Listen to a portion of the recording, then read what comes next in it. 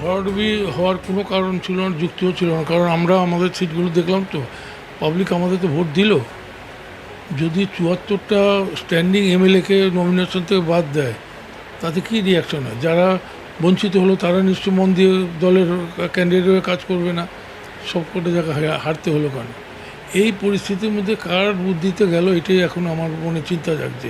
এরা কি দলের ভালো চেয়ে করেছিল, না দলকে ড্যামেজ করার জন্য এই কাজটা করেছিল? এটা আমার মনে হচ্ছে ভাই, আমার খুব ভালো লাগছে না।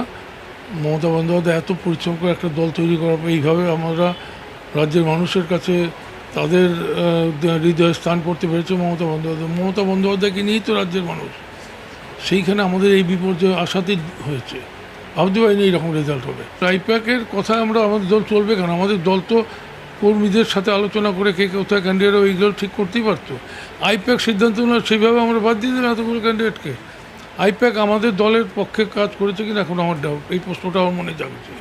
আমাদের দলকে ডোবানোর জন্য এইভাবে সিদ্ধান্ত নিয়েছিল কিনা এটা আমার মনে প্রশ্ন জাগছে। অভিষেক বন্দ্যোপাধ্যায় যদি আইপ্যাকের কথা এইভাবে করে থাকে তাহলে অভিষেক বন্দ্যোপাধ্যায় ভুল করেছে। এটা brought to you by